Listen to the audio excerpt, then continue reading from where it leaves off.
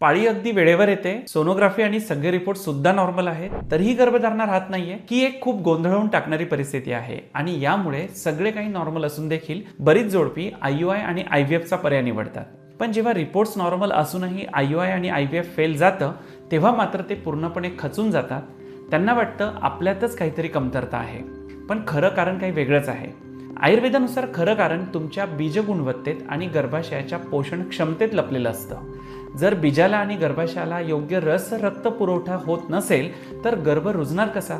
पण योग्य आयुर्वेदिक उपचारांनी शरीरातील हे सूक्ष्म अडथळे दूर करून नैसर्गिक गर्भधारणा शक्य आहे. आमची 12 वर्षांपेक्षा जास्त अनुभवी डॉक्टरांची टीम तुमच्या केसचा सखोल अभ्यास करून रिपोर्ट्स नॉर्मल असूनही गर्भधारणा का राहत नाहीये याचं नेमकं मूळ कारण शोधून त्यावर एक योग्य आणि प्रभावी ट्रीटमेंट प्लॅन तुम्हाला देतील. रोहती आयुर्वेद हे भारतातील most trusted Ayurveda fertility centre असून आजवर आम्ही हजारो जोडप्यांना ज्यांची आशा संपली होती त्यांना शास्त्रोक्त आयुर्वेद उपचारांनी संतान प्राप्तीचा आनंद दिला आहे.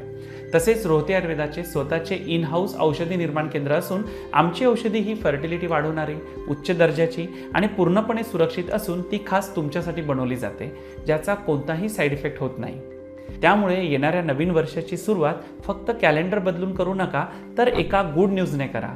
2026 हे वर्ष तुमच्या घरात पाळणा हलवणारं ठरावं, यासाठी आजच एक योग्य निर्णय घ्या.